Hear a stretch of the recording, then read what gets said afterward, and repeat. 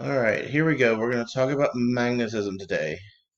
Um, First part of magnets that we need to know of is that they are not positive and negative charges. They have north poles and south poles. Not positive, negative.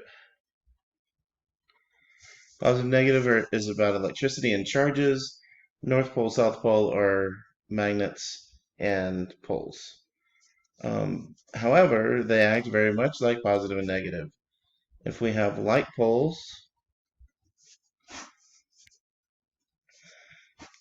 such as north-north, south-south, we're going to repel. If we have opposite poles, such as north-south or south-north, they will attract. So you can see how they can be confused with positive and negative charges because they act the same way, but they are different. So let's look at the magnetic field. Again, it's very similar to the electric field. We've got a couple of rules here. We always go from north to south. The density of the lines determines the strength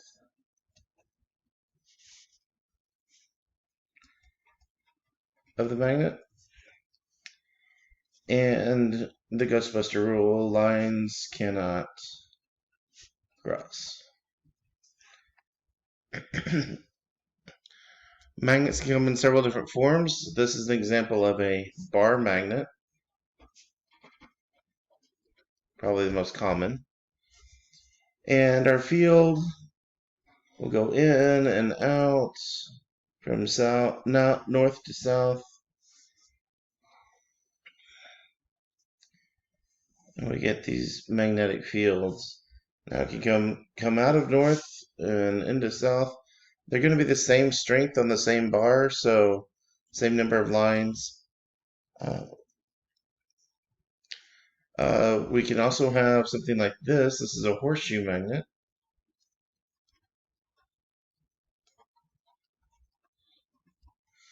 And the field looks a little bit different. In between here, from north to south, is just a straight line. And then they start to curve as we get further and further out.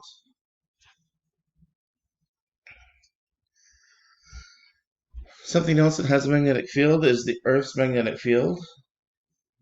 Okay, true north and south is straight up and down. The Earth's magnetic field is actually tilted just a little bit. That's probably an exaggeration. And we get this field around Earth.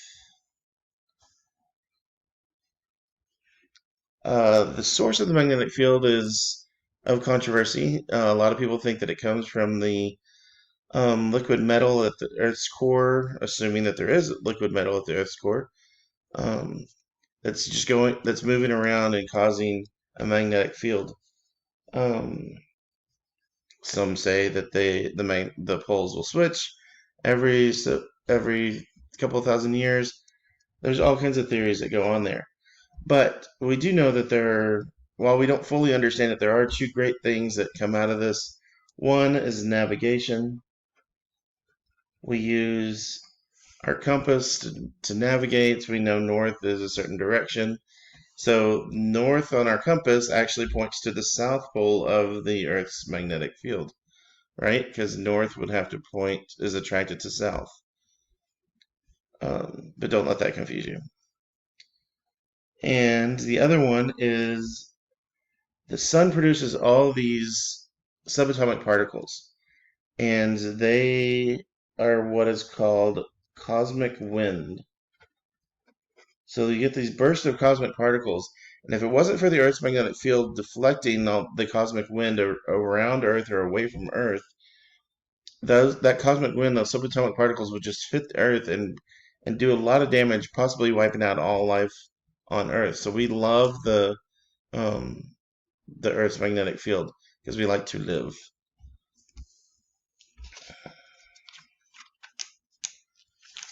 So just like everything, we can start to classify matter in terms of magnets. One thing to realize is where magnetism comes from. Magnetism comes from moving electrons. So as soon as electrons start to move, they produce a magnetic field around them. We get three different categories this time instead of just the two. Diamagnetic are atoms that are balanced magnetically.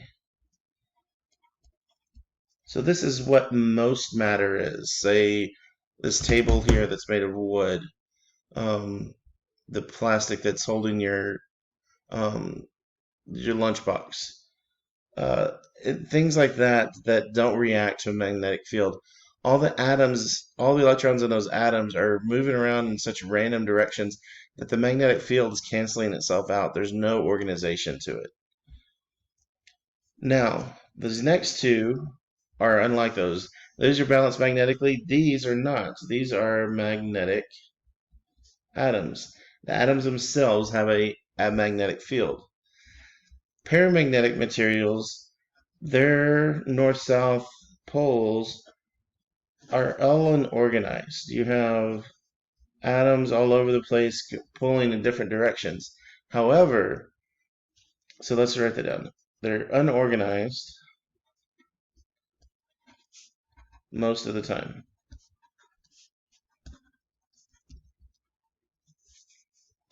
However, in the presence of a magnetic field, in the presence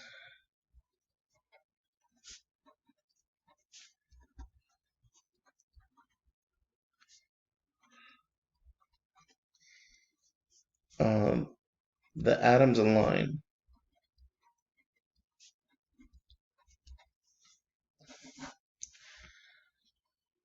So if we put a magnet near something that has paramagnetic atoms, then they'll align and they'll become a magnet themselves. And so this would be things that are not normally magnetic, but magnets will stick to them. So this is a lot of your metals. You can think of like the metal legs on this table that I'm sitting at. They're not magnetic themselves, but I can stick a magnet to them and it'll stay. In fact, I've got a magnet stuck to one of the legs right now. Um, Ferromagnetics are where we get our permanent magnets. They are aligned all together in a very organized fashion.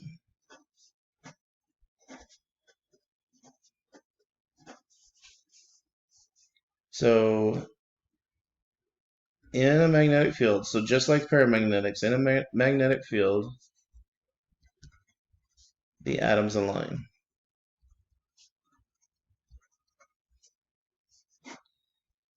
The difference is these remain aligned when the field is removed.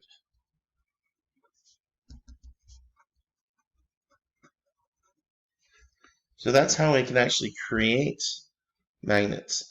I don't know if you ever did it as a young kid. You would have an iron nail, and you would take a magnet and rub that magnet along that nail in the same direction over and over and over and over and over again. Keep it in the same direction, aligning those atoms in the same direction.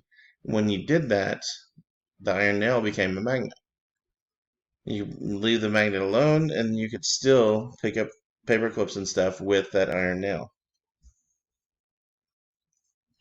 Now, these atoms have a north direction and a south direction because of the way the atoms are, or the electrons are moving around in the atom. That's where we get our north and south pole. So look, take this bar magnet, for instance, and we've got the north pole and south pole. Let's say we just want the north. So we break this in half, and we take the north, we set it over here. That's the north. We take the south, we set it over here.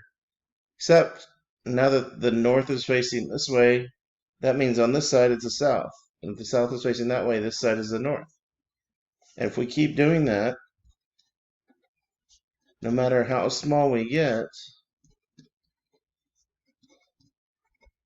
we still have a north and a south. That's what's called a dipole. Magnets are a dipole. They're always found together. In fact, there's a big search out there for magnetic monopoles.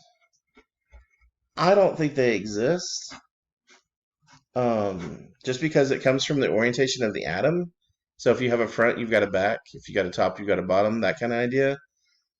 But if we find them, it'll drastically change our understanding of magnetism and possibly our way of manipulating magnets. So it could be really cool if we ever do find them, but I don't think they exist.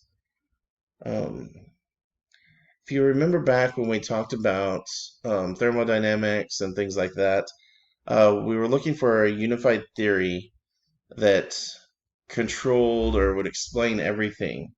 Well, Clerk Maxwell worked on one, um, and he unified electricity, magnetism, and light. He was the first one to see that the electric fields and magnetic fields were perpendicular to each other and reacted in the same way, and light travels through those fields. Actually, he wasn't the first one, but he was the first one that created the equations that relate these three together. So he's a big deal in electricity and magnetism. So you need to know this name. It's sort of like the Isaac Newton with forces. You've got Maxwell with electricity and magnetism. So keep that in mind. Now, here's a really interesting thing. Let's say we've got a wire here, and we've got a current flowing to the left here. Okay, well, current is just moving electrons, right? Well, if we have moving electrons, magnetism comes from moving electrons. Well, we have moving electrons, so we then have magnetism here. But which way is north and which way is south? Well, that's where we can use what is called the right-hand rule. If we put our thumb in the direction of the current, so thumb is the direction of the current, and then grab the wire. So we're here, we would grab and our hand would go over the wire and then back under. So go over the top, come back under the bottom. That's the direction of the magnetic field.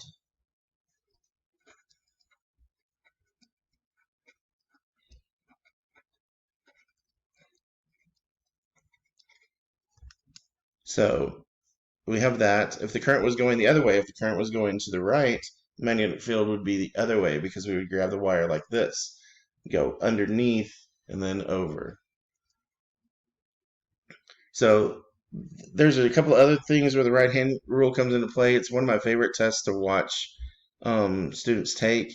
When I was in school, I would even sit at the back of the room when I took the test because you could look up and you would see everybody trying to use their right hand to see which direction the current was going or which way the magnetic field was going, and everybody would be doing these hand motions in the air. It's entertaining when you get a break from the test.